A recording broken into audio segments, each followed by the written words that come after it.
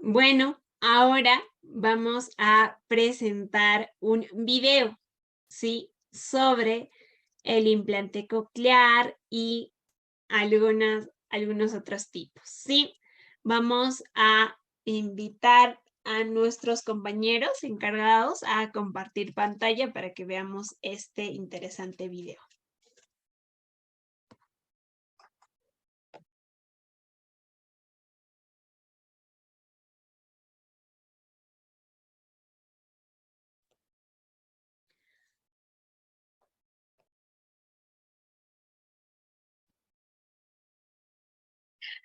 Hola, hola, ¿cómo estás?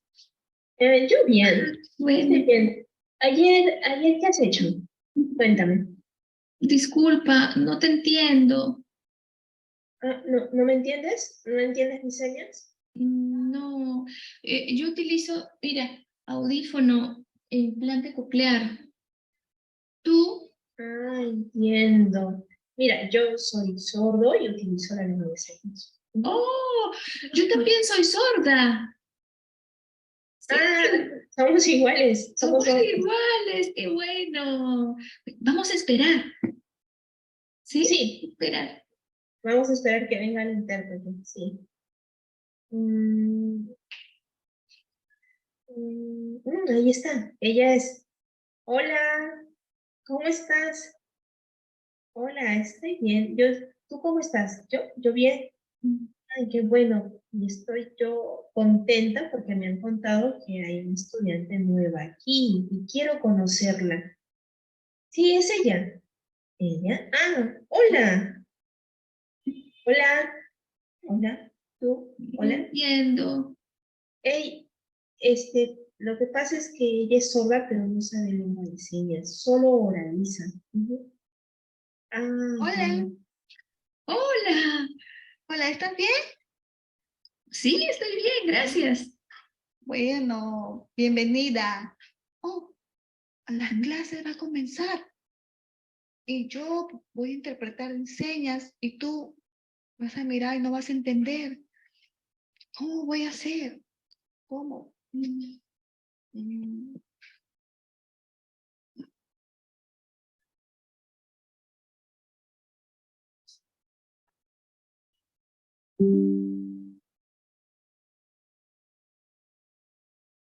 Hola, hola.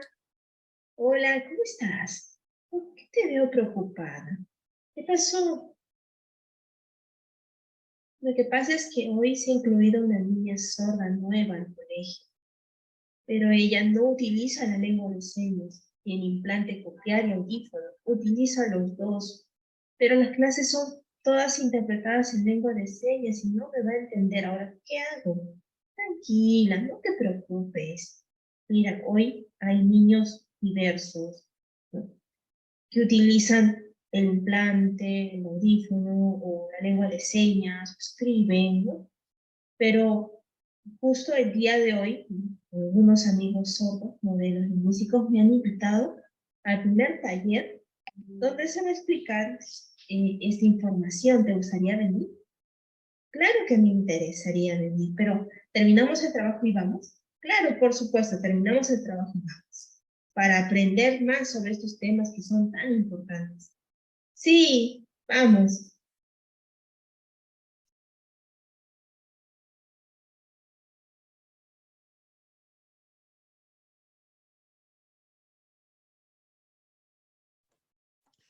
Muy bien, ahora sí que ya hemos visto este interesante video. Esperamos que les haya gustado. ¿Qué tal? Muy bien, ¿verdad? Vamos a presentar una exposición. ¿A cargo de quién? De la docente Fiorella Sobrino. Nos va a comentar más acerca de la discapacidad auditiva. ¿A quién damos la bienvenida? Adelante, por favor. Gracias, buenas tardes a todos. Por favor, no sin antes recordarles llenar su registro de asistencia.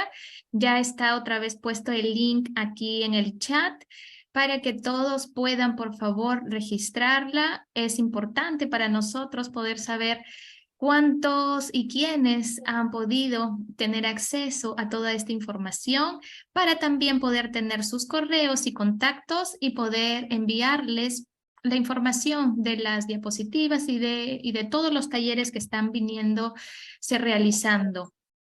Por eso es importante que tanto el boleto de entrada como el de salida lo llenemos para poder tener sus registros. Bueno, entonces siguiendo con la exposición, permítame por favor compartir pantalla. ¿Me avisan si se ve? Sí se ve. Listo, se ve. gracias. Bien, hoy día entonces el tema es en realidad la réplica del taller que hicimos el viernes pasado, también en su primer turno, y esta vez bueno, hemos querido también hacerlo en este turno para que todos pudieran tener acceso. La discapacidad auditiva, la atención temprana y la diversidad de estudiantes sordos. Así como hemos visto en el video que hemos presentado, pues actualmente existe más diversidad, ¿no? De estudiantes a los cuales tenemos que ir conociendo para poder ayudarles según sus características. Entonces, vamos a conocer un poquitito primero sobre el sistema auditivo. Pues como ya muchos de ustedes deben conocer, el sistema auditivo está constituido por 3 partes: el oído externo, el oído medio y el oído interno. El oído externo, el cual lo conforman desde el pabellón auricular, el CAE, que es el conducto auditivo externo, hasta la membrana timpánica. Y es el encargado de recepcionar las ondas sonoras, ¿cierto? Por eso es que tenemos diferentes acá direcciones del pabellón auricular para que esto justamente permita el pase del sonido por el conducto auditivo externo. Este sonido pues reverbera en la membrana timpánica, la hace vibrar y a su vez transfiere el sonido hasta los huesecillos, el martillo, el yunque y el estribo, que estos ya vienen a ser parte del oído medio. Este oído medio también se comunica con la trompa de Eustaquio. Entonces, todo esto está conformado el oído medio, hasta la ventana que comunica con los huesecillos con la cóclea. La cóclea, el nervio auditivo y los conductos semicirculares ya vienen a ser parte del oído interno, que es el encargado. Dentro de este caracol o cóclea existen unas vellosidades microscópicas encargadas de recepcionar las ondas sonoras y convertirlas en impulsos eléctricos para que sean llevados hacia el nervio auditivo y traducidos, ¿verdad? Ya después interpretados por el cerebro. Entonces vemos que la discapacidad auditiva pues es la pérdida auditiva, ¿no es cierto? Puede afectar a un oído o a ambos y puede tener causas diferentes. Está clasificada según el momento de adquisición también. Y según este momento de adquisición vemos que puede ser prelocutiva, es decir, que la pérdida auditiva se da antes de la adquisición del lenguaje, y la poslocutiva, la que se da después de la adquisición del lenguaje. Y esto puede ser por diferentes causas. Estas causas podrían ser prenatales, es decir, antes del nacimiento. Algunas de las causas prenatales pueden ser a nivel genético, ¿sí? Los que ya son heredados de abuelos a padres, a hijos, ¿sí? En el caso de los síndromes. Y también adquiridos por alguna afección durante el embarazo. A veces cuando las madres están embarazadas, pues ocurre que tienen muchas infecciones urinarias, por ejemplo, y se les recomienda, pues también para lograr que la infección pueda calmar, medicamentos, y estos medicamentos a veces son contraindicados o son ototóxicos. Entonces genera afección en el feto. Otra de las causas son las perinatales, es decir, que ocurren en el mismo momento del nacimiento, que pueden ser la hipoxia neonatal. Los bebés demoran en nacer o hay asfixia y eso hace que pues ocurra una pérdida auditiva. La prematuridad también está en mucha relación con la pérdida auditiva y la ictericia neonatal. Dentro de las causas postnatales existen también, bueno, estas son las que se dan ya después del nacimiento, que pueden ser la meningitis, ¿sí? Que es la inflamación de la capa que recubre al cerebro. A veces los bebés sufren muchas fiebres altas y esto puede afectar. O es un síntoma, también podría ser de meningitis, y pues afecta y produce discapacidad auditiva.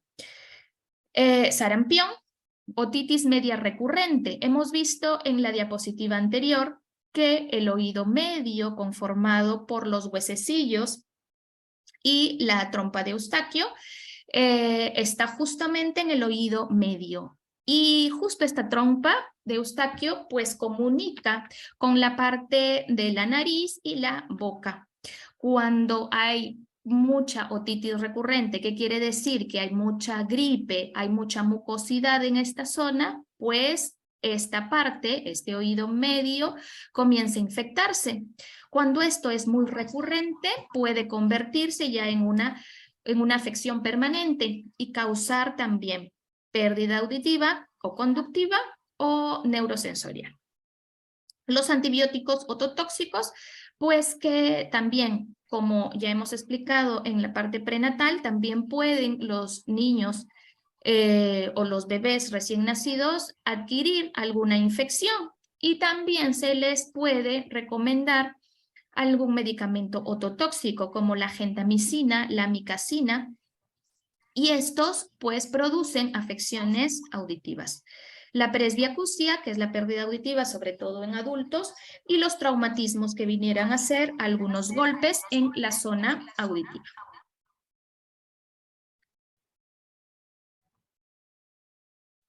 Ahora veamos cuáles son los tipos de pérdida auditiva. Vemos esta clasificación que es conforme en el lugar en que se da. Cuando se habla de una pérdida auditiva conductiva, justamente se trata de la afección en todo el conducto, ¿sí? La parte que conduce el sonido hacia la cóclea. Es decir, la afección vendría a darse o en el conducto auditivo externo o en el oído medio.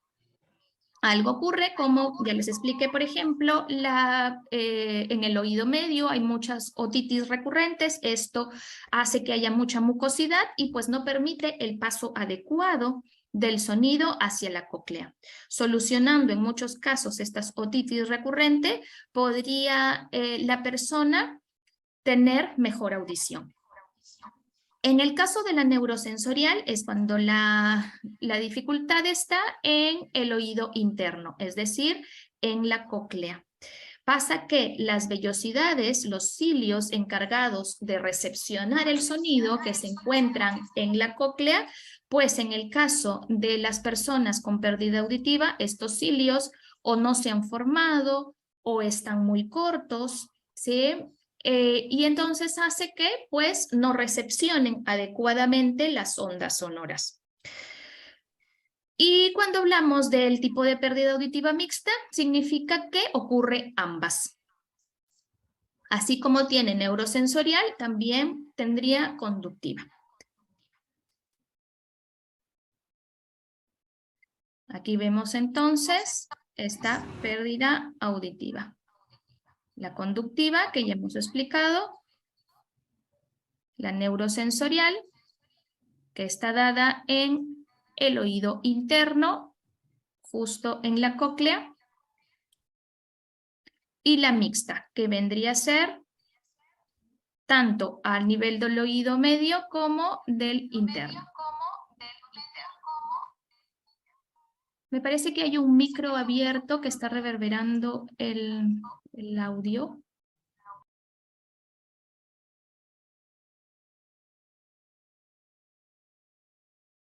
Ahora vamos a hablar sobre grados de pérdida auditiva.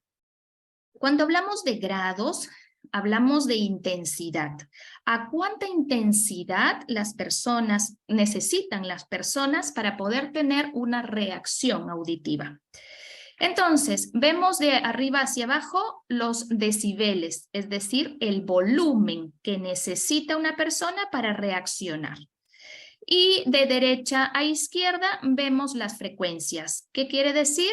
Graves, medias o agudas. Hoy vamos a hablar un poco de solamente el volumen. Un volumen de 20 a 40, ¿sí? Quiere decir que una persona que tiene pérdida auditiva leve va a necesitar hasta un volumen de 40 para reaccionar, ¿sí? Lo normal sería necesitar hasta un volumen de 20 decibeles. Sin embargo, esta persona que ya tiene una pérdida auditiva leve necesita volumen de hasta 40. ¿Sí? Cuando ya necesitaría de 40 a 70, ¿sí?, de volumen, pues esta persona tiene pérdida auditiva moderada.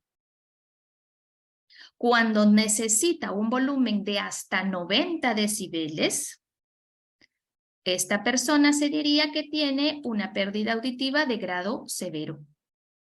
Y cuando necesita mayor volumen, desde 90 hasta más, inclusive de 120 decibeles, pues su pérdida auditiva es profunda.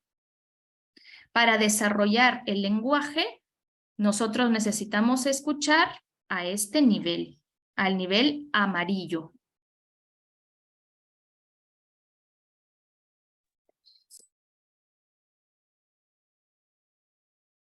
Entonces, estamos hablando de diferentes grados de pérdida auditiva. Vamos a hablar ahora sobre estos signos de alerta. Cuando un bebé nace, ¿sí?, lo ideal sería que pudieran pasar por un tamizaje auditivo neonatal para poder hacer un diagnóstico temprano. Pero hay familias en que es importante que puedan conocer estos signos de alerta, porque ya hemos conocido que no necesariamente todos van a tener una pérdida auditiva profunda, podría ser leve o moderada. Y es importante poder saber esto, porque es importante estar alertas. Entonces, en los bebés tenemos a veces bebés tranquilos, ¿no?, que están balbuceando bien hasta los 6 meses, pero a partir de los 6 meses dejan de balbucear. Ya no hacen este gorjeo que hacen los bebés, ¿no? Y más bien comienzan a balbucear, ya no balbucean, sino gritan, porque justamente esa retroalimentación auditiva que se da en los bebés, pues ellos no están pudiendo hacerla. No responden a su nombre. No hay respuesta tampoco a sonidos suaves, no hay reacción a sonidos de alto impacto, que quiere decir que cuando el bebé está dormido, de casualidad se cierra una puerta, suena muy fuerte, pero el bebé sigue durmiendo. Posteriormente ya no dice palabras ni sílabas, ¿sí? Y hay un retraso del lenguaje también, comienza a haber un retraso del lenguaje. Y en los niños un poquito más grandes, pues vemos que solamente produce ciertos sonidos, que no se entiende lo que se le dice, que utiliza gestos. Sigue creciendo el niño, pero sigue utilizando gestos solamente. En una primera etapa los bebés van a comenzar a hacer gestos porque es lo más natural, pero ya comienza a crecer el niño y ya se espera que pudiera decir palabras, pero él sigue en la etapa preverbal. No expresa frases, no expresa palabras. O tiene también un poco vocabulario, ¿sí?, inferior a lo que se espera para su edad. Recuerden que no solamente todas las pérdidas auditivas son de grado profundo, entonces pudiera ser leve o moderado en que sí tiene un poco de acceso al sonido, pero no es dentro de lo esperado para su edad. No sigue órdenes sencillas porque no está comprendiéndolas, se distrae con facilidad y esto puede afectar en su conducta y en su aprendizaje. Ahora, ¿Cuál es la mejor ruta de atención para el desarrollo integral de este niño o niña con discapacidad auditiva o sordo? Como ya hemos dicho, es importante, lo ideal sería poder hacer un tamizaje auditivo neonatal. Y vemos ahí una persona corriendo porque en realidad estamos dentro de este periodo sensible. ¿Cuál es este periodo sensible? Es el que se da entre 0 y 3 años de edad. Entonces, es ahí en cuanto el cerebro es más receptivo. Nosotros aprendemos durante toda la vida, sin embargo, este periodo sensible es muy importante porque generan las conexiones necesarias para no tener privación lingüística. Entonces, si hay un tamizaje auditivo neonatal temprano, ¿cierto? Apenas nace el bebé, pues hay una confirmación del diagnóstico también, se va a buscar información especializada, vemos la caracterización del niño y de su familia, y la familia finalmente va a tomar las decisiones necesarias de cuál va a ser el abordaje que va a utilizar con su niño. Entonces, como primera etapa de este nuevo camino por recorrer, va a ser el diagnóstico. Y el diagnóstico lo ideal sería partir del tamizaje auditivo neonatal. Según el consenso latinoamericano, de tamizaje auditivo neonatal, se dice que entre la pérdida de la audición y de la vista, de la audición depende más que un niño pueda alcanzar la lectoescritura. Desde ahí radica la importancia de hacer este tamizaje lo más rápido posible, ¿sí? Entonces, lo tenemos que hacer a más temprano, porque esto tiene que generar el inicio de programas de diagnóstico y de intervención que justamente eviten esta desventaja y que esto traiga consecuencias cognitivas, educativas, laborales, sociales, a las cuales después se va a tener que enfrentar este niño sordo. Pero vemos que en Latinoamérica el promedio de diagnóstico e intervención de la sordera infantil pues se da más o menos a los 40 meses en América Latina. A los 40 meses significa más de los 3 años de edad. Ya pasamos el periodo sensible. Entonces, esto tenemos que hacer lo posible para poder hacer prevalecer esta ley que se dio en junio del 2012, en el cual se creó el programa de tamizaje neonatal universal. ¿En qué consistía? En que todos los niños nacidos en el país dentro de los primeros 28 días tenían que tener o hacer el tamizaje auditivo neonatal. Dentro de otras pruebas que también dice esta ley hacer, está la prueba de la hipoacusia. Entonces, este tamizaje, este programa, pues va a permitir la articulación entre los establecimientos de salud y las instituciones educativas, para que, una vez diagnosticado este niño, puedan acompañarlo con programas educativos especiales. Eso sería lo ideal, ¿sí? Para promover el desarrollo óptimo de todas estas habilidades que tienen estos niños. La prueba con la que se hace el tamizaje auditivo neonatal es la prueba de las emisiones otoacústicas. ¿Qué es esta prueba? Esta prueba es en la que se evalúa, ¿sí?, la respuesta que tiene el oído interno al sonido, ¿sí? No se basa en el comportamiento de la persona, ¿sí? Es muy objetiva. Entonces no importa que esté el bebé dormido o despierto, ¿sí? Pero se tiene que considerar como un continuo, porque ahí radica la importancia de la creación justamente de programas de intervención. Luego que se hace esta primera prueba y existe una bandera roja, es decir, una alerta de que probablemente este bebé recién nacido tenga pérdida auditiva, pues se confirmaría el diagnóstico con la prueba de potenciales evocados auditivos. Esta prueba es una prueba también diagnóstica en la cual mediante estímulos Una máquina registra las respuestas del cerebro que estos estímulos provocan. Esta prueba se hace en sueño. El niño está dormido, se le colocan diferentes transmisores, chuponcitos, en la cabeza que van a registrar en una máquina las respuestas del cerebro a los estímulos sonoros. Entonces, si estas respuestas pues no son las esperables, podría decirse que hay alguna pérdida de audición. Vamos a ver un poco cuál sería el flujograma de este protocolo a seguir para el diagnóstico. Primero comenzamos con las emisiones otoacústicas dentro del tamizaje auditivo neonatal, el cual se debería hacer en todos los establecimientos de salud.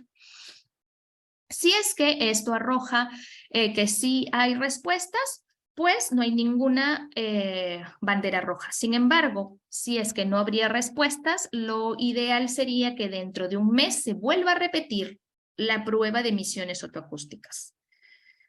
Igual, si es que hubo respuestas afirmativas, pues no habría ninguna alerta. Pero si es que no hay, ya tendría que hacerse la prueba de potenciales evocados para certificar el diagnóstico. Entonces, cuando se haga la prueba de potenciales evocados junto a la timpanometría y a otras pruebas, se confirmaría la pérdida auditiva y finalmente se derivaría a los profesionales adecuados para que siga haciéndole el seguimiento a este niño. Lo ideal es hacerlo lo más pronto posible, justamente para que podamos empezar temprano. Estos profesionales indicados, especializados para brindar información a los padres, pueden ser toda esta gama de profesionales, desde pues los grupos también de padres, ¿no? ¿Quién más que ellos que nos puedan decir sus experiencias, tanto sí a diferentes abordajes, tanto a los abordajes de visogestuales como es la lengua de señas, o al abordaje de la lengua oral, ¿sí? A los padres que han podido tener experiencias ya con sus hijos sordos en tal o cual abordaje, pueden orientar y pueden contar a las familias sobre su experiencia. Los otros profesionales también indicados, especializados, podrían ser los médicos, ¿sí? Los otorrinos, los fonoaudiólogos, los terapeutas de lenguaje y los profesores también de aula, quien también ellos pues reciben diariamente a estudiantes sordos y pueden contar a las familias cuál es su experiencia. Una vez que los padres recolecten toda esta información especializada, pues van a tomar la decisión de cuál será el abordaje a seguir con sus niños. Los padres nos van a preguntar, ¿no es cierto? ¿Qué método es el mejor? ¿Qué hago? Pues nosotros no podemos elegir por ellos. Es un derecho de los padres a elegir cuál fuera que fuera el abordaje que ellos quieran para sus hijos. Ellos deben decidir por sí mismos qué es lo mejor para sus hijos y sus familias. Entonces, sí es importante recalcar que lo más importante es empezar tempranamente. ¿Y por qué es importante? Acá vemos 3 fotografías. En la foto de la izquierda vemos que hay redes neuronales antes de entrenar, ¿sí? En la fotografía de en medio vemos a las mismas redes neuronales después de 2 semanas de estimulación cognitiva. Y en la tercera foto vemos después de 2 meses de estimulación cognitiva. Como ya les había dicho, nosotros aprendemos durante toda la vida. Sin embargo, mientras más temprano se realice el diagnóstico, más temprano el abordaje, cual fuera que sea que la familia decida, va a tener cabida dentro del periodo sensible, en donde el cerebro está más receptivo que en cualquier otra edad del ser humano. Por eso, aquí radica la importancia de empezar temprano. Bien, ahora doy pase a Juan, que nos presentará lo que sigue en nuestro programa.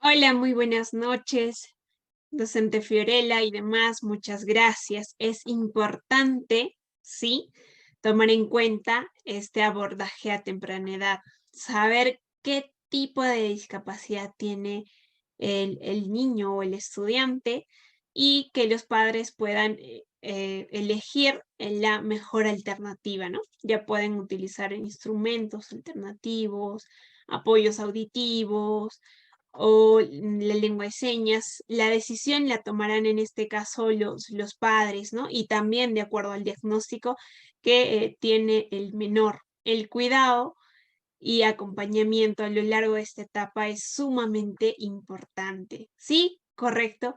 Bien, habiendo dicho esto, quiero dar pase al video. Antes de presentar a la docente Clara, vamos a dar el pase a un video, ¿sí? ¿Correcto? Veamos entonces, por favor, la presentación del mismo y luego, por supuesto, vamos a darle el pase a la docente Clara para que nos siga explayando acerca de estos temas. A ver, vamos a ver los estados de WhatsApp. ¿Qué? ¿Alonso, su esposa, está embarazada? ¡Oh! No lo sabía. Ahora mismo le hago una videollamada. ¿Quién me está llamando?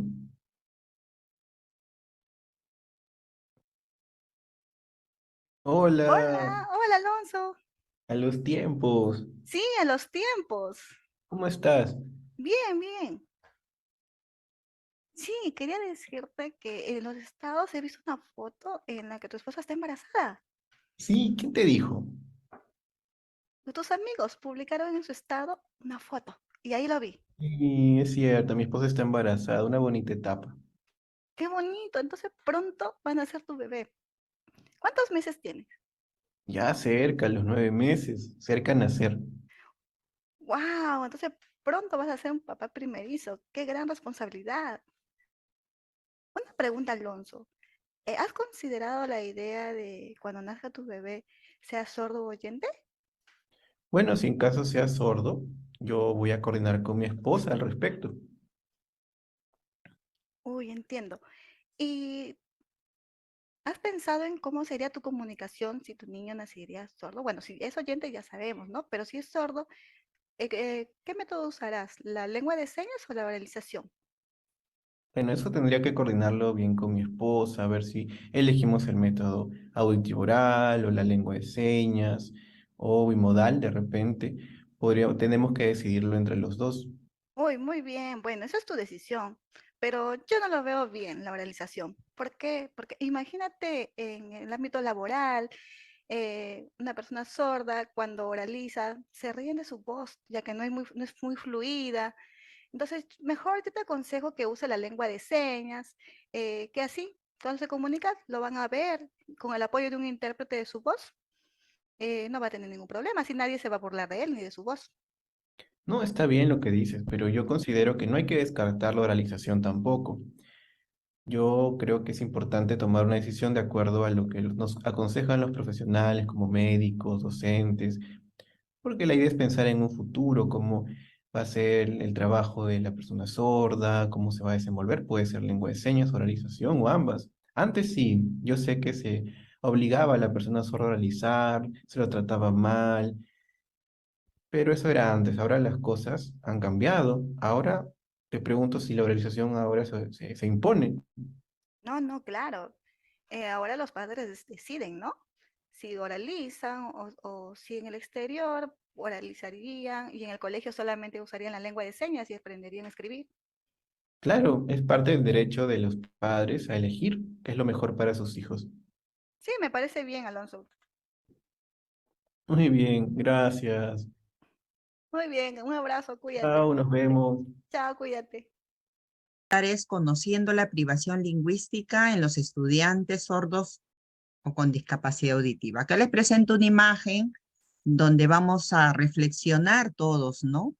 Que de las 10 imágenes de niñas y niños que vemos, son, supongamos, 10 niños sordos que nacen, ¿no? Porque las estadísticas dicen de que 10 niños sordos que nacen, uno tiene padres oyentes, la mamá, el papá, o viene de un contexto de familia, perdón, sorda, ¿no? Por eso está de color verde, porque ellos acceden a la lengua de señas desde que nacen, porque están en contacto con su lengua natural, y en este caso es la lengua materna, la que mamá o papá también utiliza la lengua de señas. Pero ¿qué pasa con 9 niños sordos que nacen tienen padres oyentes? ¿Y qué quiere decir? Que al tener padres oyentes y no hay ningún familiar que sea sordo, pasan los años y recién se detecta tardíamente, como decía Fiorella, a los 40 meses, y ha pasado los 3 años. Y en nuestro país se detecta a veces la pérdida auditiva a los 5 años. Y lo pongo con rojo porque los padres, tanto oyentes y padres sordos, tienen que estar informados, ¿no? Informados de los signos de alerta, de las evaluaciones que hay, porque la idea es detectar tempranamente, porque todos los niños sordos tienen el derecho de acceder a una lengua. No se le puede privar de una lengua desde que nacen. Nosotros los oyentes, desde que nacemos, estamos en contacto con una lengua. Desde los 6 meses que nuestra mamá está en gestación, ya tenemos ya estímulos y conexiones neuronales que nos permite identificar la lengua, las voces, y ya venimos a este mundo ya con una serie de conocimientos previos relacionados al latido del corazón de la mamá, a las voces del papá, a todos los sonidos del ruido en casa, ¿no? Donde está el contexto familia. Entonces, es importante que los padres oyentes, todos ustedes que trabajan directamente con la familia, ver los signos de alerta y brindar estos talleres, porque no queremos que suceda esta privación lingüística, ¿no? Que le sucede a los chicos sordos desde que nacen, porque no tienen el contacto con una lengua. Una lengua que le permite conocer el mundo, desarrollar todas las habilidades cognitivas, afectivas, sociales, de aprendizaje.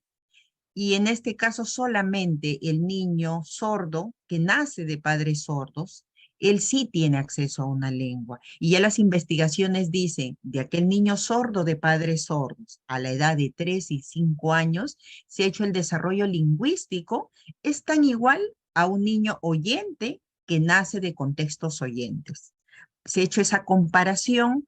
Entonces, ¿qué quiere decir? Que desde que nace, si tiene contacto con la lengua de señas, va a desarrollar estas habilidades lingüísticas que le permite su desarrollo integral y a la vez para su aprendizaje, ¿no? Porque es importante, a veces los chicos sordos llegan a la escuela y dicen, no, pero él copia, pero él no sabe leer y escribir. Es que hay algo clave, no tienen la competencia lingüística para adquirir una segunda lengua, en el caso del español o el castellano en su modalidad escrita. Entonces debemos de estar informados de ese tema, ¿no? Y acá vemos una imagen. Miren lo que pasa con la infancia oyente. Desde que nace, la mamá le habla, el niño responde, va dando representación a los sonidos. Entonces el niño va creciendo, le va dando todo este juego, a través del juego simbólico, va desarrollando su lenguaje, la mamá le habla, el niño le responde, y desde que nace no hay privación lingüística, porque él adquiere su lengua de una forma natural, en el contexto familia. Pero ¿qué pasa en esta imagen del lado derecho? La mamá es oyente, le habla a su bebé, no sabe que es sordo, el bebé sigue creciendo, no, esos sonidos no le representan ningún significado. Pero el niño tiene esta imagen, ¿no? Tiene imagen de los sonidos, tiene todas sus capacidades cognitivas para adquirir una lengua.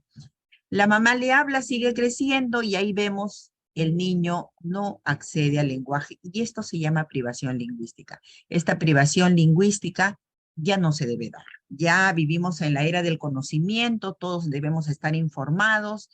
es prácticamente cortarle, ¿no? Todo este derecho que tienen las personas sordas al adquirir una lengua desde que nacen. Por eso es muy importante la evaluación, detectar tempranamente. ¿Y por qué los padres deciden? Porque ellos se tienen que involucrar.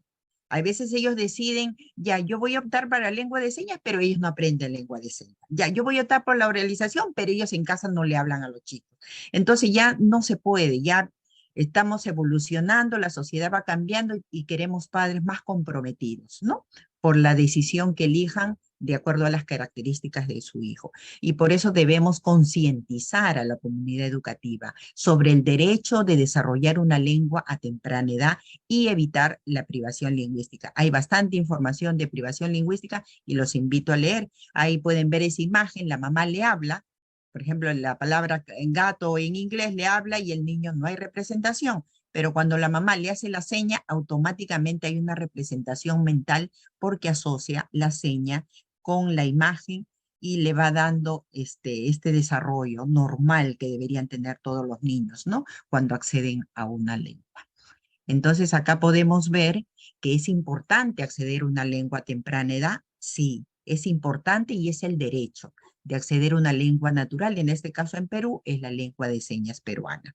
Y también aquellos niños cuyos han tenido una detección temprana y son candidatos o los padres han decidido que por el método auditivo oral, entonces ellos también acceden a una lengua oral en el caso de ser hipoacúsicos y que cuenten con el apoyo auditivo, ¿no? Imagínense, no le van a querer que un niño hable cuando no tiene estos apoyos o no hay restos auditivos. Por eso los padres tienen que estar informados. Acá ya no hablamos de obligar ni un código comunicativo, ni otro, ni una lengua. Acá hablamos de que los padres deben estar informados, los docentes también informados para orientar a las familias. Y lo que se quiere es que accedan a un servicio educativo a temprana edad. Desde pequeñitos, lo ideal es que accedan a un PRITE de 0 a 3 años y de ahí continúen con su escolaridad. Evitar la privación lingüística es conocer qué cosa se debe y accionar, ¿no? Yo conozco, yo acciono, evito y le brindo al estudiante sordo, al bebé sordo, al niño sordo, una lengua accesible a temprana edad. ¿Qué beneficios tiene si una niña o un niño sordo accede a la lengua de señas? La lengua de señas es un idioma completo. Tiene todos los componentes que cualquier otra lengua. Componente sintáctico, morfológico, pragmático. Entonces no es que es un código para comunicarse y a través de movimientos, no, es una lengua. Y hay bastantes investigaciones y estudios. Es una lengua que le permite tener conocimiento del mundo y desarrollar todas las habilidades, ¿no? Por eso ahí hablan de un desarrollo integral, cognitivo, social, emocional. Y también porque cuando un niño aprende la primera lengua, en este caso la lengua de señas, va a generar todas las condiciones para que aprenda una segunda lengua, que es el español escrito como una L2, que también lo vamos a tocar más adelante. Y en el segundo capítulo que vamos a dar, en el segundo taller para los equipos SANE, que vamos a hablar un poquito más de eso, los diferentes métodos y abordajes. Y tenemos una ley que brinda el reconocimiento oficial a la lengua de señas, ¿no? Esta ley es del año 2010. Tenemos 12 años con la ley y en el 2017 salió su reglamento, entonces tenemos que ir conociendo ya, ¿no? ¿Y qué aportes nos brinda la neurociencia? A partir de la década de los 90 le llaman la era de la neurociencia porque empezaron a hacer los estudios en personas que estaban vivas, porque antiguamente hacían los estudios en animales y en cerebros muertos, ¿no?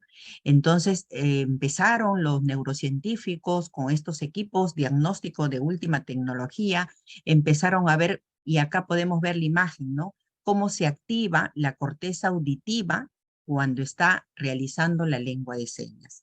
Y esto permite eliminar estos neuromitos que hay referente a cómo aprende el cerebro humano.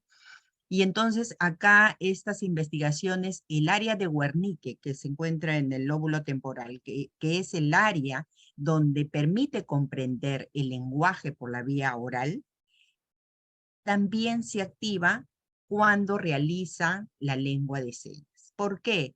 porque esa información no ingresa por la vía auditiva, ingresa por la vía visual, que es el lóbulo occipital. Entonces las redes neuronales, esta plasticidad, que es una característica innata del cerebro, permite realizar más conexiones más complejas, incluso en los cerebros de las personas sordas, más que en los oyentes. Y el área de Broca, que es un área para expresar el lenguaje oral, donde me permite tener toda esa coordinación de los órganos fonoarticulatorios, también se activan cuando la persona sorda realiza la lengua de señas. Entonces acá podemos ver la importancia de una lengua que genera todos estos procesos cognitivos en áreas que estaban especializadas para la lengua oral, pero que se modifican justamente gracias a la plasticidad y esta exposición de los estudiantes sordos al tener el contacto con una lengua. Evidencias científicas vamos a encontrar muchas de ellas, porque acá también demuestran que una implementación temprana, ¿no? La intervención en la lengua de señas, exponer a los estudiantes con lengua de señas desde temprana edad ayuda, ¿no? A su desarrollo cognitivo exitoso, a las habilidades de alfabetización y a los logros educativos. También es fundamental para la comunicación y la interacción social, ¿no?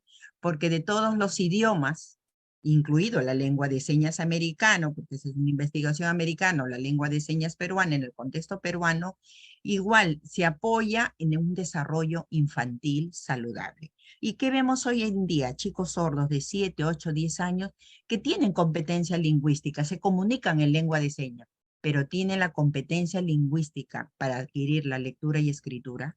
¿Qué pasa con los chicos oyentes? Los chicos oyentes aprenden a escribir a la edad de 6 y 7 años, primer y segundo grado.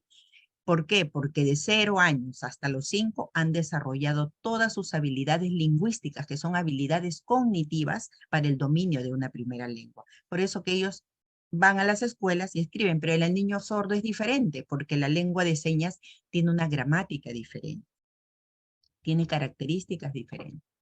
Entonces acá podemos ver en esta imagen, miren, padres están buscando cuál de las alternativas puede ser para un pequeñito sordo, ¿no? De acuerdo a las características, padres que se comprometan. No queremos padres, ay, que me dijeron que se ponga implante. Me dijeron que tiene que hacerle, pero ellos, como quien dice, dejan ahí, y eso es lo que ya no queremos. Queremos padres involucrados. Y por eso tenemos la Constitución, ¿no? El artículo 13 habla de la educación y la libertad de enseñanza, ¿no? Los padres de familia tienen el deber de educar a sus hijos, el derecho de escoger los centros de educación y de participar en el proceso educativo, ¿no? Acá vamos a seguir recordando.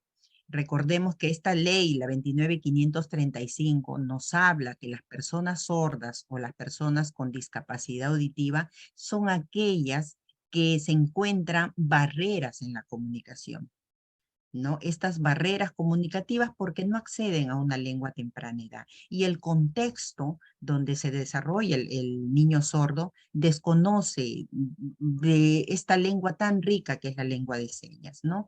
Y también en el año 2020 se aprueba el perfil del modelo lingüístico. Por esto este servicio de apoyo educativo virtual cuenta con modelos lingüísticos. A ver, un micrófono, estos modelos lingüísticos interactúan con el intérprete y la docente, como podemos ver en la imagen, ¿no? ¿Quién es el modelo lingüístico? Es una persona sorda usuaria de la lengua de señas, ¿no? Que se vincula e interactúa con la comunidad educativa, ¿no? Es un miembro activo de la comunidad sorda peruana y se desempeña como principal transmisor de la lengua y cultura en el proceso de adquisición de la lengua de señas. Por eso, hoy día, 2022, tenemos modelos lingüísticos intérprete en 16 regiones. Para el año 23 se va a ampliar. Hay más regiones donde van a contar con contratos CAS para intérpretes y para modelos, y por eso son estas asistencias técnicas para que vayan conociendo cuáles son sus funciones, y los invito a leer el perfil del modelo lingüístico. Entonces, dentro de las normas que salieron el año pasado, ya nos está hablando de que los estudiantes, y entre ellos los estudiantes sordos, tienen muchas fortalezas, pero también enfrentan barreras. Por eso que este año, desde las escuelas, los maestros que tienen estudiantes sordos, son ellos que tienen que elaborar la evaluación psicopedagógica. Hasta el año pasado lo hacía el SANE. Lógicamente que ahora se le ha dado la responsabilidad a los docentes de educación básica regular, básica alternativa, se le ha dado, pero con el acompañamiento del equipo SANE, ¿no? Estos dos documentos me permiten identificar qué fortalezas tiene, qué barreras tiene también, y cuáles son sus intereses de acuerdo dentro de los 3 principios del diseño universal de aprendizaje, ¿no? Ahí podemos ver qué barreras se enfrentan los estudiantes. Las actitudinales, uy, no, claro, yo no sé lengua de señas, yo no sé, para mí es difícil aprender. Los padres, uy, no, señorita Clara, no tengo tiempo, o ya voy a ir después, el otro mes sí voy a ir. Son actitudes que son barreras que no se comprometen con la lengua o este desconocimiento que hay, que yo no estoy preparada para recibir un niño sordo, que son estas actitudes, son estas barreras y los chicos sordos se dan cuenta. Ellos tienen la visión periférica mucho más rica que nosotros que somos los oyentes. Y a veces esas actitudes también a ellos los hacen sentir mal, ¿no? Son barreras que ya bloquean su deseo de aprender, su motivación, etc. El acceso, la barrera de acceso que mayormente tienen los chicos sordos es a la comunicación. Es por ello que las escuelas están implementando con los modelos para que puedan aprender más la lengua de señas y los intérpretes en el nivel secundario para que puedan ellos también ser el intercambio de esta comunicación que hacen los maestros con el estudiante sordo. Y estas barreras curriculares y didácticas también se le puede dar porque hay bajas expectativas con los chicos sordos. Ay, no, es que es sordo, lo ubico al fondo, ya que me mire, o piensan de que todos los sordos le leen los labios, o hay que hablarle en voz alta, o hay que gesticular. Hay muchos mitos todavía que tenemos que ir desterrando, ¿no? Y las organizacionales también dentro de la institución, a veces pues hay estas barreras, ¿no? Y dentro del aula, también a veces el chico sordo solo se aísla, no lo deja participar, y recordemos que el aprendizaje se construye en forma colaborativa, en colectivo, ya no es un aprendizaje que yo solito con mi hojita, ya no. Ya la educación cambió, ya tenemos una nueva mirada de ver esta educación y tenemos que ir preparándonos para estos cambios. Todas las barreras hay que identificarlas y eliminarlas progresivamente, ¿no? Yo identifico si las barreras están en la familia, las barreras están en el contexto escuela o en el contexto compañeros también, ¿no? Hay compañeros que muy bien aprenden la lengua de señas, pero hay otros que no, se burlan y ellos también se sienten mal, los chicos sordos, ¿no?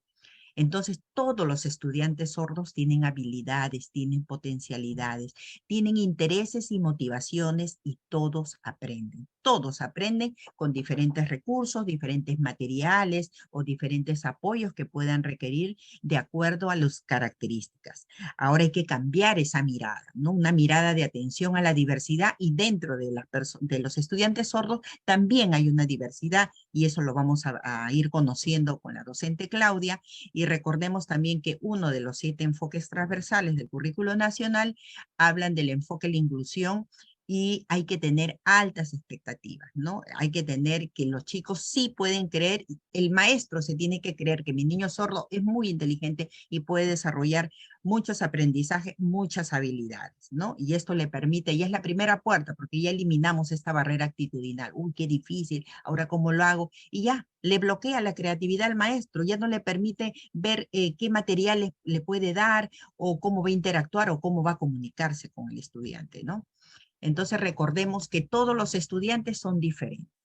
Así tan diferentes que tienen una huella dactilar diferente, que no hay 2 huellas en el mundo iguales, y todos pueden aprender. Todos aprenden con motivación, como dice el principio de la primera red afectiva del DUA, cuando están motivados, interesados, cuando ven que los maestros creen, tú sí vas a poder. Una mirada, un gesto transmite mucho y permite accionar estas neuronas espejo que se quedan en el lóbulo frontal, que me permite engancharme con la actividad, activar los procesos de atención, concentración y memoria para que el chico sordo pueda aprender con apoyo visual, de repente con más tiempo, porque todos somos diferentes. Vamos a tener esa mirada de que valorar y respetar la diversidad, y que todos van a aprender de acuerdo a los apoyos que van a requerir, ¿no?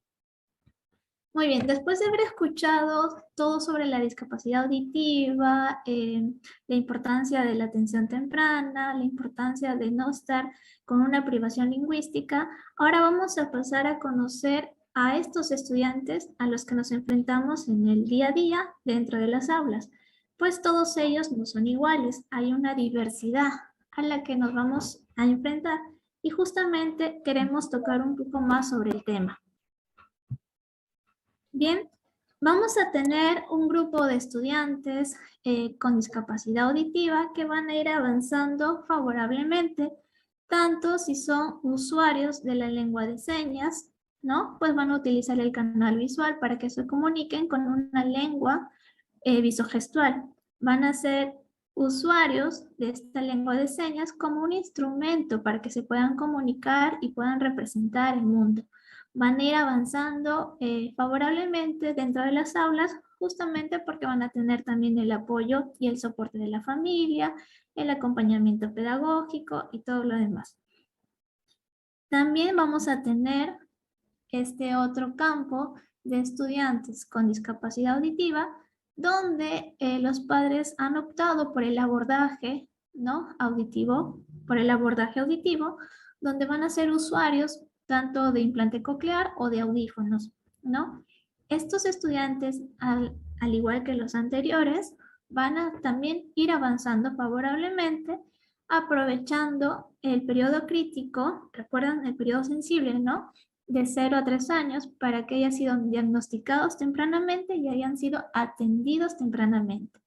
Cabe resaltar que este grupo de estudiantes que son usuarios del lenguaje oral no solamente van a necesitar el acompañamiento del colegio, van a también necesitar un acompañamiento extra como es la terapia, no una terapia específica que pueda acompañar y que pueda ayudar a desarrollar su lenguaje oral.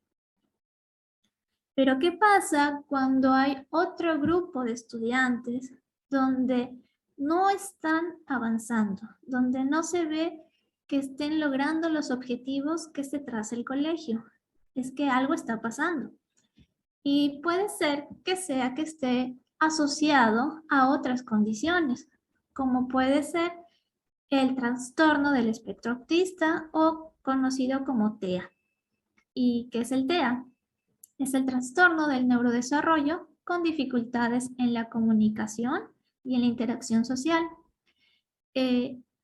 Estas actitudes, estas características se van a ir evidenciando a lo largo del desarrollo del niño. Conforme él va creciendo, se va a ir notando estas conductas, ¿no? Que van a decir que algo está pasando. Si nos vamos por el lado de las estadísticas, vemos que 1 de 42 niños varones presenta TEA en comparación a 1 de cada 189 niñas. Y a su vez tenemos que hay una población del 1 al 6% de niños que presentan TEA que a su vez tienen sordera, ¿no? ¿Y cuáles son estas características que se van a ir evidenciando en nuestros estudiantes? Pues la más notoria es que tienen poco contacto visual, no hacen fijaciones en la mirada, no la sostienen cuando hay una interacción con el niño. Hay inflexibilidad en la rutina, pues les cuesta entender el porqué de los cambios o el porqué de los cortes de las actividades, y estas inflexibilidades pueden terminar en pataletas, en llantos y en berrinches. Otra característica es que presentan intereses inusuales, pues estos niños tienen fijaciones en determinados temas, pueden ser coleccionistas de diferentes piedritas, de diferentes tipos de hojas, pueden fijarse o tener un interés en las cosas que giran, que dan vueltas. Estos intereses inusuales son poco comunes en los demás pequeños. Otra característica es que presentan aislamiento, por lo mismo que tienen la dificultad en la interacción social, tienden a aislarse. Entonces, recordando, vamos a tener estos dos campos. El grupo de niños que presenten solo autismo y el grupo de niños que presenten solo sordera o la discapacidad auditiva. Pero a su vez van a ver una pequeña población que pueden compartir estos diagnósticos. Entonces vamos a tener estudiantes sordos que a su vez tengan autismo. Entonces es importante poder observar para saber responder a esta realidad y hacer las derivaciones correspondientes tempranamente. Otra condición que puede estar asociado son los síndromes. ¿Y qué son los síndromes? Es el conjunto de características que se van a ir pasando a través de los genes por la herencia. Uno de estos síndromes es el síndrome de Usher, que es cuando los niños nacen con pérdida auditiva o conforme van creciendo pueden ir perdiendo la audición. A su vez, estos niños también pueden ir perdiendo la visión y en algún momento vamos a tener niños que van a ser sordos y ciegos. Y es importante este diagnóstico temprano para poder abordar otro tipo de comunicación, de implementar otro tipo de comunicación con ellos. Otro síndrome es el síndrome de Waardenburg. Este síndrome también está asociado a la pérdida auditiva. Algunos está comprometido con la discapacidad intelectual. Un rasgo notorio de este síndrome es la pigmentación de los ojos. Puede ser uno o ambos de color un celeste azulado, bien parecido al color de las muñecas. Y otra característica es que pueden presentar un mechón blanco. No siempre, pero pueden presentar también este rasgo.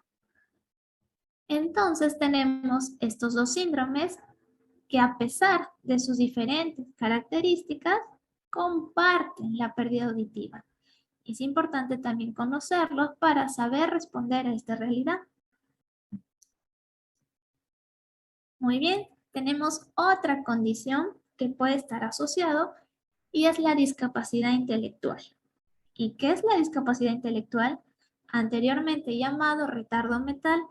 Esta discapacidad intelectual es el funcionamiento intelectual con limitaciones en la capacidad de aprender a niveles esperados y que funcione normalmente en la vida cotidiana. Pues estos niños van a tener dificultades en el aprendizaje, en la retención de la información en su memoria. Van a tener dificultades para que puedan comprender o entender las normas sociales. Van a tener dificultades para que puedan resolver problemas y esto está asociado en su capacidad de razonar y de planificar, pues va a estar más limitado. Y sobre todo que van a tener dificultades para ser autónomos, tener esas destrezas para que puedan autovalerse por sí mismos. Es importante recalcar que estos niños con discapacidad intelectual tienen un CI bajo, entre 70 y 55 puntos o menos, recalcando que el CI promedio normal es entre 90 y 109. Entonces vamos a tener nuevamente estas dos poblaciones, ¿no? Estudiantes con discapacidad auditiva y estudiantes con discapacidad intelectual. Pero también puede estar en una población mínima de estudiantes estas dos capacidades, una comorbilidad. Vamos a tener estudiantes sordos que a su vez estén comprometidos con su discapacidad intelectual. Y es importante observar para saber que su estilo de aprendizaje va a ser diferente, pues va a ser más lento, va a necesitar otro tipo de apoyos. Muy bien, vamos a continuar con otra condición y es el trastorno del desarrollo del lenguaje o también llamado TDL. Este trastorno anteriormente llamado TEL es un trastorno del neurodesarrollo que afecta básicamente en la adquisición del lenguaje. Se da en la infancia y puede persistir hasta la adultez. Este trastorno afecta aproximadamente al 7% de los niños, siendo más común en varones que en mujeres. Sigue la incidencia, ¿no? Más en niños que en niñas. Este trastorno es un poco invisible para diagnosticar, pues no tiene esas conductas que se pueden presentar. Apagamos el micrófono, por favor. Gracias. Como decía que este trastorno es invisible, pues sus conductas no son tan notorias como lo puede ser en el TEA o como en los otros síndromes. Y entonces, vamos a apagar los micrófonos, por favor. Muy bien, como les habíamos comentado, afecta básicamente en la adquisición del lenguaje. Por lo tanto, van a tener dificultades en su capacidad de expresión. Van a tener dificultades para entender y usar el lenguaje con otras personas. A su vez, va a afectar en su comprensión, tanto oral como escrita. Van a tener dificultades específicas para la estructuración del lenguaje. Van a tener errores de concordancia, errores sintácticos, van a omitir elementos de la sintaxis, ¿no? Y va a hacer que sus oraciones no sean tan claras ni nítidas.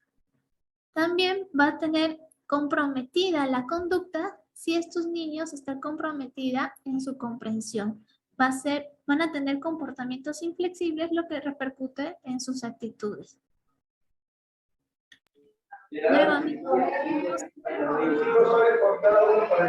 Por favor, gracias. Nuevamente, recordando entonces estos dos campos, vamos a tener la población con discapacidad auditiva y una población de estudiantes que tengan TDL. Pero a su vez, puede haber una población mínima donde compartan ambos diagnósticos, ambas características. Entonces vamos a tener estudiantes que sean usuarios de implante coclear o de audífonos, pero que a su vez están comprometidos con el trastorno del lenguaje. ¿Qué quiere decir esto? Gracias. ¿Qué quiere decir esto? Que a pesar de que estos niños hayan sido diagnosticados temprano, hayan sido atendidos tempranamente, amplificados tempranamente, y vemos que su desarrollo del lenguaje oral no está siendo lo más adecuado, lo más favorable, puede estar comprometido a una condición más como es el TDL. Entonces, es importante observar para poder hacer las derivaciones correspondientes tempranamente y saber responder a esta realidad. Bien, otra condición también es el trastorno del desarrollo por déficit de atención e hiperactividad, o mejor conocida como TDAH. ¿Y qué es el TDAH? Es el trastorno del neurodesarrollo que afecta al desarrollo ejecutivo del cerebro. Quiere decir en los procesos de planeación, del pensamiento flexible, de la concentración y de la inhibición de comportamientos indeseados o la impulsividad. Este trastorno puede darse con o sin hiperactividad y se estima que afecta a nivel mundial alrededor del 5% de todos los niños entre las edades de 3 y 17 años. Nuevamente, la incidencia es más en varones que en mujeres.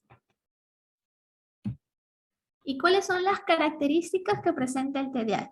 Como hemos dicho, tiene los dos campos, la falta de atención predominante y la hiperactividad e impulsividad. En el campo de la falta de atención predominante, estos estudiantes van a tener dificultades para ver los detalles, para concentrarse. Van a tener dificultades para seguir instrucciones, van a dejar sus trabajos o sus tareas inconclusas, se van a olvidar incluso de hacer algunas actividades diarias o algunas rutinas, por lo mismo que van a estar con la dificultad de la concentración.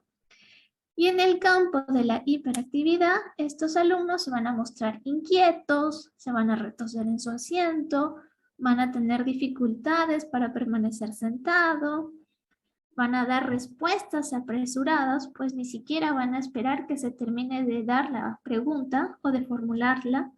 Van a tener dificultades para esperar su turno. Y bueno, van a interrumpir las conversaciones, juegos, actitudes propias de la impulsividad. Entonces, nuevamente, Vamos a graficar estas dos poblaciones de los estudiantes con la discapacidad auditiva y de estudiantes solo con TDAH, pero que a su vez vamos a tener esta población, aunque sea mínima, donde haya estudiantes sordos que a su vez tengan TDAH. Entonces, la forma de abordar a esta realidad va a ser muy diferente, pues incluso el TDAH necesita de un tratamiento externo, algunos de medicación. Todo esto va a depender de la individualidad de cada uno de los estudiantes. De ahí la razón de la importancia de la derivación temprana para poder hacer un grupo de personas, ¿no?, que acompañen a estos estudiantes y poder atenderlos. Muy bien, para cerrar este tema de los estudiantes y su diversidad, queremos recalcar que a pesar de todas las dificultades, ellos tienen fortalezas y debemos apoyarnos en sus fortalezas, pues van a lograr a lo largo de su vida ir alcanzando diferentes objetivos. Todo va a depender de ese apoyo que se va a tener, de esa cercanía que va a tener a lo largo de su vida. Y queremos cerrar con esta frase de eliminar las barreras para una educación de igualdad de oportunidades. Muchas gracias por su atención. Hasta aquí vamos a llegar con el tema. Aquí nos pueden escribir a este correo si tienen alguna duda o alguna sugerencia. Y bueno, vamos a dar pase a la modelo lingüístico Vanessa para que nos comente la siguiente parte del taller. No sin antes recordarles de llenar su boleto de entrada y de salida, por favor. Gracias.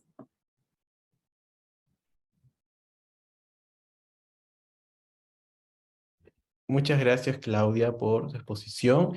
Sí, es muy importante. Y vuelvo a comentarles a todos si podemos quedarnos hasta culminar los dos formularios. El formulario de salida, principalmente los que faltan llenar. También volvemos a mandarlo en el chat.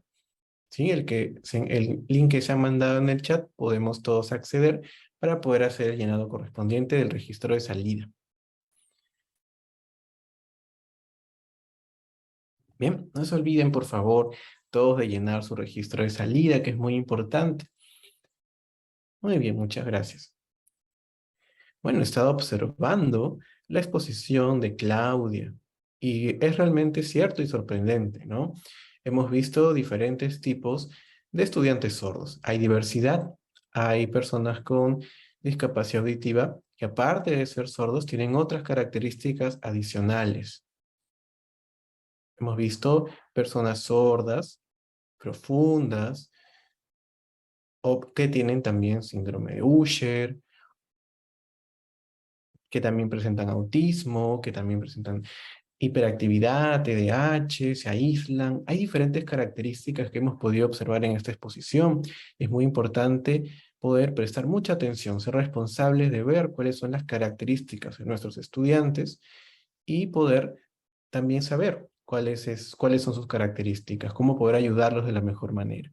Una vez que ya sabemos cuáles son sus características, evaluado al estudiante, se lo puede atender de una mejor manera.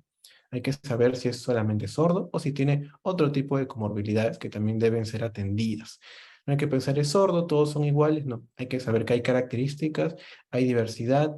Es muy importante poder siempre estar atentos a esos comportamientos, esos signos de alerta que pueden mostrar a los estudiantes en su conducta. Así que es lo que yo puedo resumir, ¿no? Desde esta exposición, que la educación implica mucha atención. Hay que ver si el niño tiene problemas de repente con la vista, no ve muy bien, tiene otros problemas, hay que estar muy atentos. Hay personas sordas que también de repente tienen un problema de aprendizaje o tienen una discapacidad auditiva, o de repente falta un apoyo también y por ello no están aprendiendo bien. Siempre hay que estar muy atentos a las características del sordo y también saber que hay que conocer sus habilidades y enfocarnos en sus fortalezas más que en las barreras.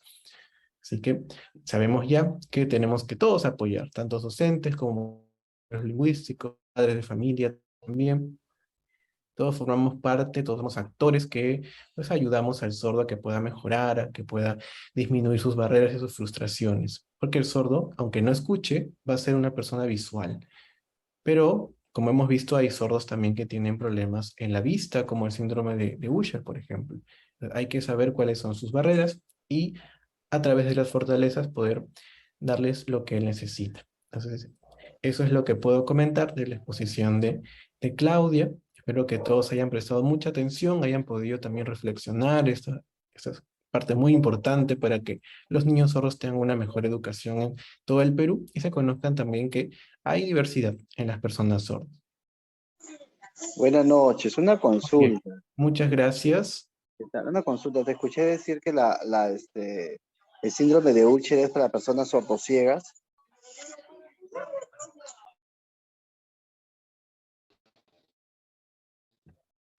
Sí, Vanessa, efectivamente. Hay un grupo de estudiantes que tienen síndrome de Usher, ¿no?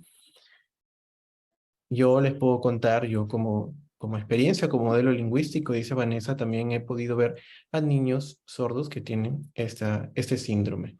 Y pues pierden poco a poco la audición y muchos de ellos tienen que buscar otro sistema de comunicación alternativo. Mi Por parte de la pregunta era, actividad filológica, por ejemplo, o a través de la palma de la mano, se les tiene que ya ir inculcando cómo poder comunicarse cuando en un futuro pierdan la audición, la visión, perdón.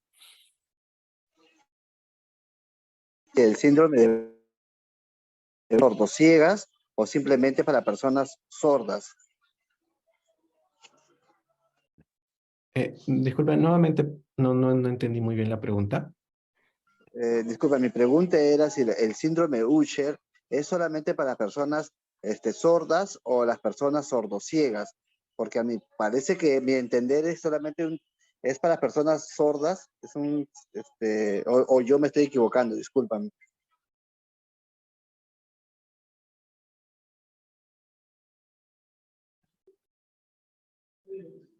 Claro, son como ambos casos, dice Vanessa, ¿no?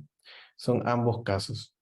Una persona que nace, no sé, sordo, va perdiendo la audición y luego va perdiendo la visión, va perdiendo la vista progresivamente. Es el síndrome de Usher, ¿no? Por Y el eso síndrome de es muy Wanderburg, importante.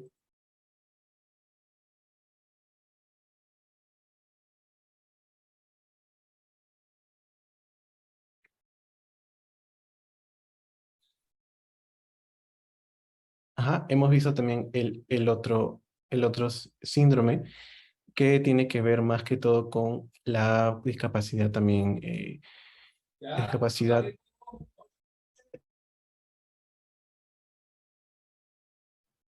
Ah, a ver, solo para recalcar, sí, el síndrome de Usher es para ambas, ¿no? Tanto cuando se pierden ambos sentidos, la audición y la visión.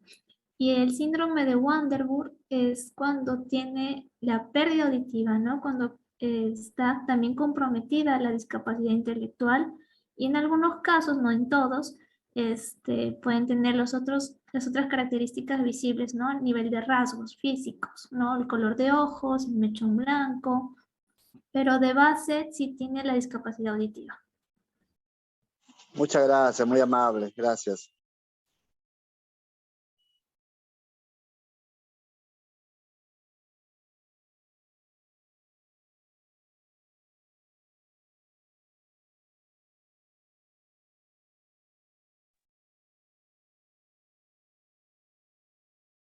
Muy bien, disculpen, ¿puedo continuar lo que mencionaba Claudia? Yo quería comentar acá una experiencia que en Estados Unidos, que una persona que no escuchaba también era sorda, ¿no? Y wow, ¿no? A pesar de ello, él es, ¿no?, una persona muy preparada profesionalmente, ¿no? Incluso enseña a personas sordas también. Y veo que en la educación él también es muy hábil, él ayuda en este tema y ha ido mejorando, a pesar que tenía también la discapacidad intelectual, ¿ah? A pesar de esos dos puntos que les estoy mencionando, ¿no?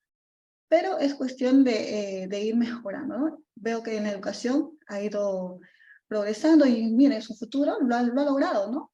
Inclusive teniendo tantas barreras, ¿no? Ha vencido estas barreras y ha logrado su cometido, incluyendo, ¿no?, que tienen diferentes comorbilidades. Por esa razón, yo mencionaba este tema. Muy bien. Veo que ya no hay más preguntas.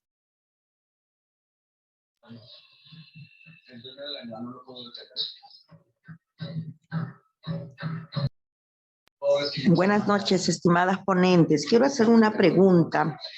En el caso mío, soy Nadia, de Logel 4, Distrito de Puente Piedra.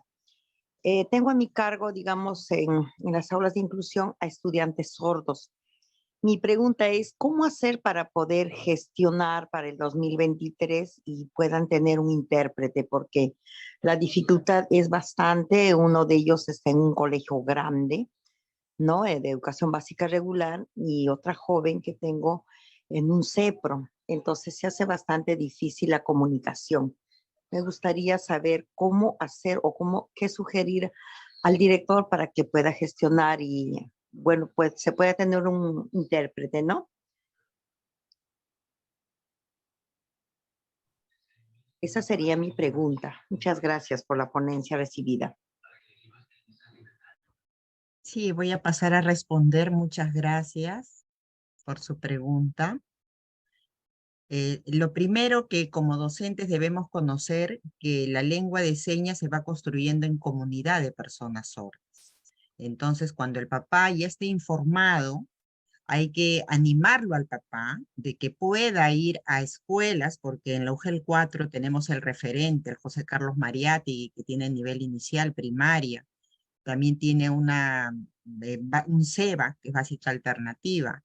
Entonces se le puede, como quien dice, informar al papá que ahí ya cuentan con modelos intérpretes. Ese es por un lado. Por otro lado, también cuando hay necesidad de estudiantes sordos en una escuela, son los directores quienes tienen que coordinar con los especialistas de UGEL, porque son ellos que de previa coordinación, cuando vengan estos incrementos de los contratos CAS, ya sea de intérpretes o modelos, ven la necesidad en qué escuela se van a ir. Porque la idea no es que en cada escuela esté un niño sordo y su intérprete, un niño y su modelo. Eso no es así. Estamos hablando de una comunidad, o sea, de preferencia, en una escuela tienen que haber más de 8 o 10 estudiantes sordos para que construyan esa comunidad de aprendizaje de su primera lengua, ¿no? Eso es lo que le podía responder. Muy amable por su respuesta. Disculpe, maestra, una consulta. Si de repente yo también soy docente de educación primaria y tengo en mi salón un niño inclusivo. Y si yo quisiera aprender, digamos, lenguaje de señas, ¿cómo podría hacer para acceder y aprender lo básico, lo necesario para poder comunicarme con el estudiante? Porque yo pienso que el estudiante también desconoce de ese lenguaje de señas y es muy difícil pues comunicarme.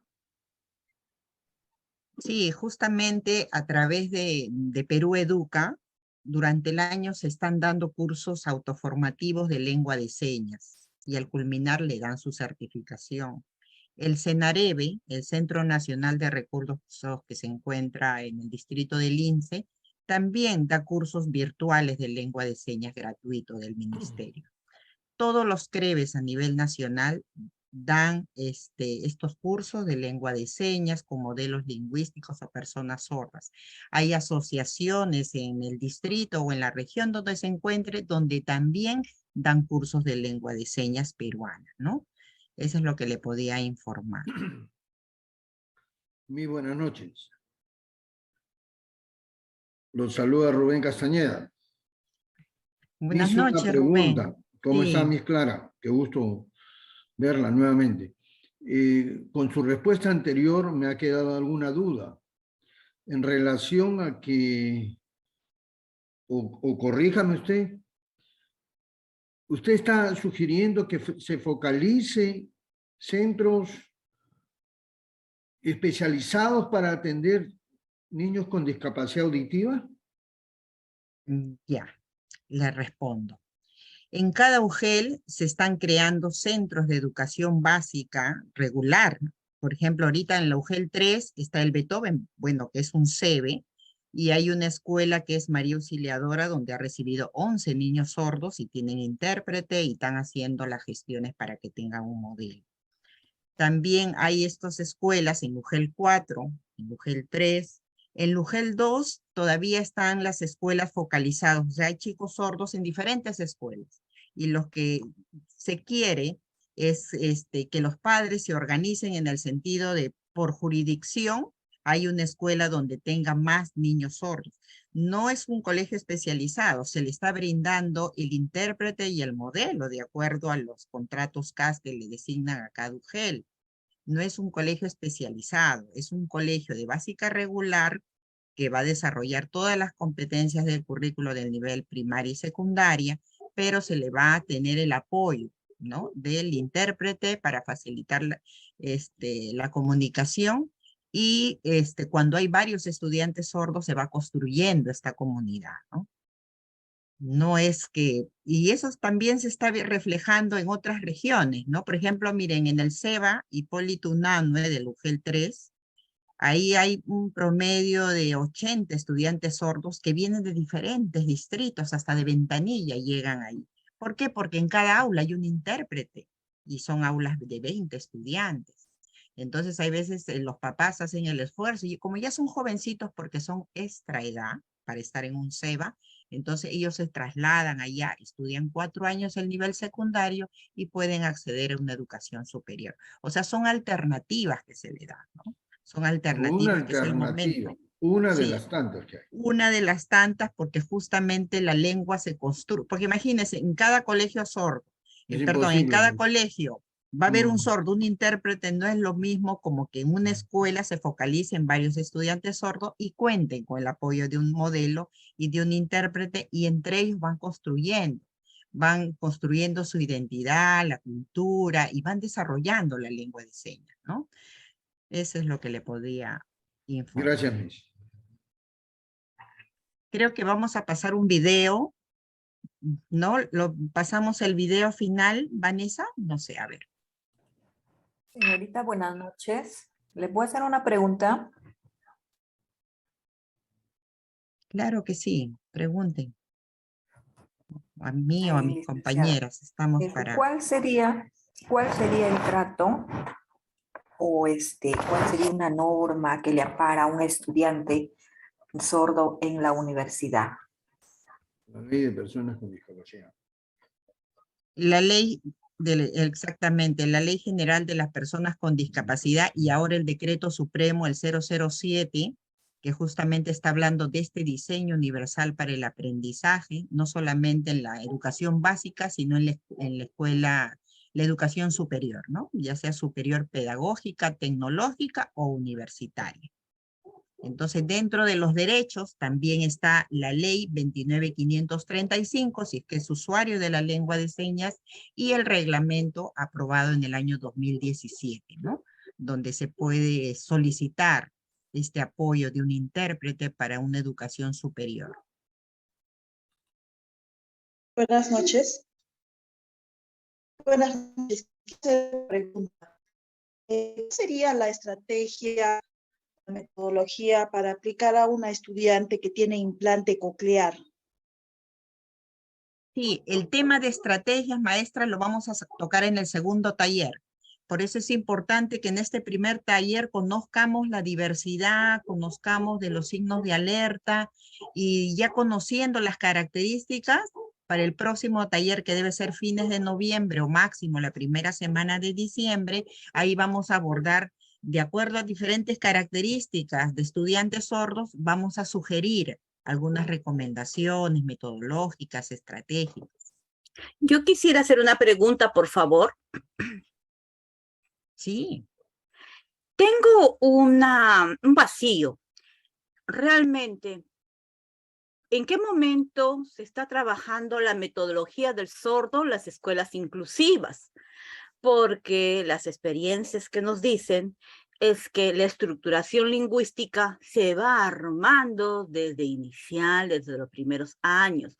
Entonces, ¿en qué momento? Porque se observa que estudiantes que están en primaria, en secundaria, manejan el lenguaje de señas a nivel básico, intermedio, avanzado. Si la familia se compromete, mucho mejor. Pero a la hora de plasmar y poder, como hace un momento una señora, el acceso universitario, va a haber un intérprete para poder decodificar la información que va a tener que resolver en el examen. Me parece que la metodología del sordo se debe implantar con más paralelo al lenguaje de señas, podrían decirlo. Pero estoy observando que últimamente, en estos últimos años, se está dando una prioridad a los lenguajes de señas. Pero la metodología, ¿dónde está quedando? Gracias. Profesora, respondo a su pregunta. El marco normativo peruano, desde el año pasado, ya estamos en este proceso de conocer para poder implementar el diseño universal para el aprendizaje que va a responder a todas las características. No es un marco con una mirada diferente, enfocada en cómo aprende el estudiante, y desde el profesor, desde la planificación, va a tener que ir identificando qué barreras tiene el estudiante sordo para responder con materiales, con estrategias, con metodologías. Las escuelas, antiguamente las escuelas de sordos, donde hasta el año 2006 estudiaban los estudiantes sordos, había metodologías específicas porque todo el grupo era un grupo homogéneo. Ahora estamos hablando de aulas heterogéneas. Entonces, las metodologías uniformes para todos, no todavía dentro de ese contexto de cambio, de la implementación de la norma, se tiene que responder a la diversidad. Por eso hay que informar bastante a los papás y tenemos estas normas que duran 5 años la implementación y justamente están en ese proceso, ¿no? La familia que se involucra, cuando es un estudiante sordo usuario de la lengua de señas, pues la familia debe conocer también la lengua que utiliza su hijo, ¿no?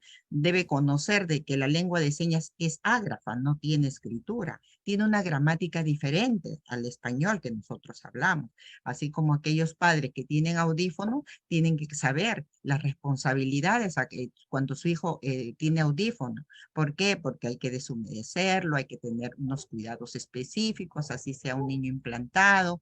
Entonces, ambos padres, por cualquiera del sistema de comunicación, ya sea la lengua de señas o ya sea la lengua oral, entonces ellos tienen que involucrarse, tienen que conocer, ¿no?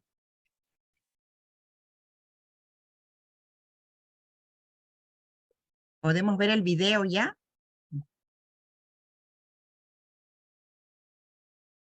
Sí, disculpen que les corte.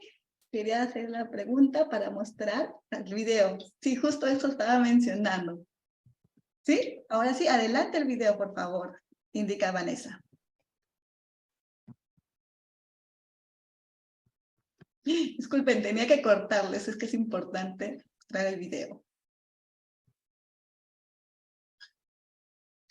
¿Listo? ¿Pueden ver? A ver, nuevamente, vamos a ver el video.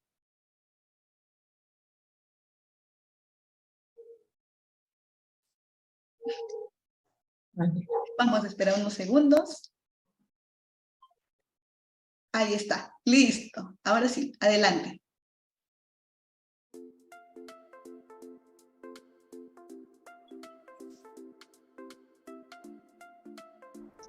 Hola, hola amigo, ¿cómo estás?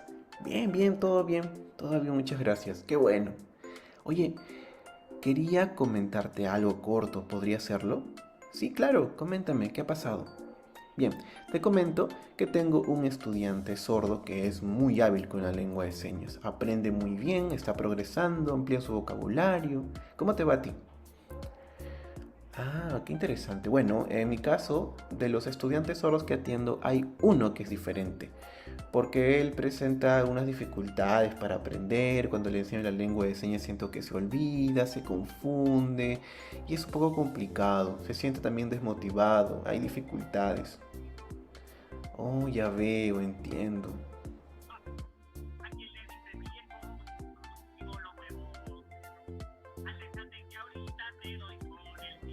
Hola Lindsay, ¿cómo estás? Bien, bien, todo bien. Qué bueno, yo la verdad me siento un poco preocupada.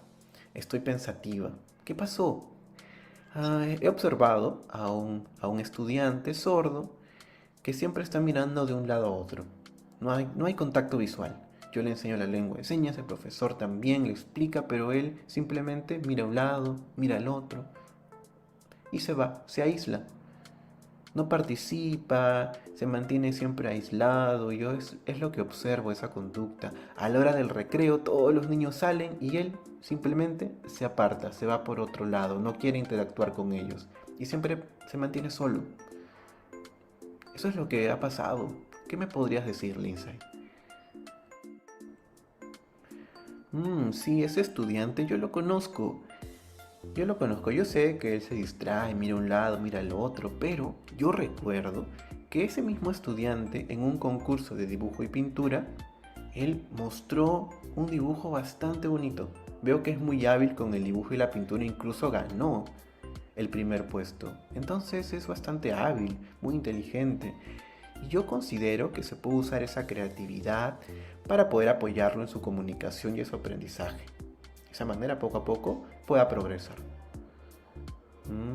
Entiendo, sí, es cierto, porque hay dificultades para aprender, a veces no sé cómo comunicarme con él, pero con lo que me has comentado, con esas características, sí, voy a apoyarlo. Muchas gracias, tienes razón. Voy a buscar la manera de diseñar mejores materiales para que él mismo pueda aprender a través del dibujo, que es algo que le gusta. Muchas gracias, Lindsay. Bien.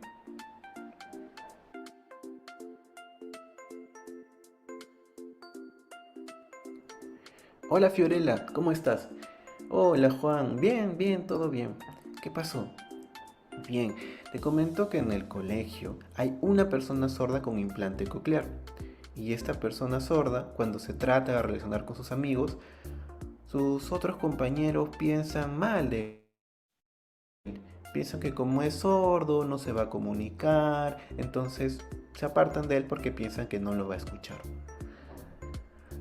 Sí, pero yo he observado a este estudiante sordo que es muy comunicativo. Cuando se le pregunta algo, responde muy bien. Inclusive le gusta exponer oralmente sus ideas, es bastante hábil en ello. Es muy bueno. Tienes razón, es cierto lo que comentas. Hay que respetar la forma de comunicación de este alumno sordo, ¿no? Si le agrada expresarse oralmente y se siente feliz con la oralización, creo que sí. Hay que dejar que él se comunique en su lengua oral y también aprendiendo la lengua de señas peruana. Sí, la oralización y la lengua de señas peruana. Hay que dejar que este alumno avance en su lenguaje oral.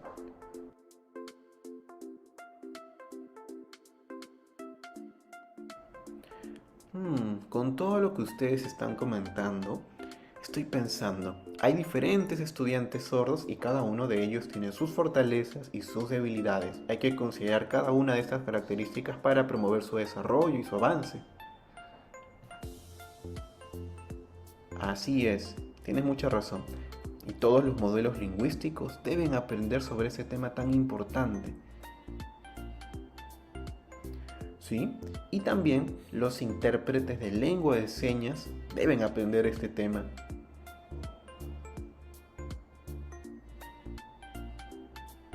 Igualmente, tanto modelos lingüísticos, intérpretes de lengua de señas, docentes y familias deben de conocer la importancia de estos puntos. Todos, vengan todos.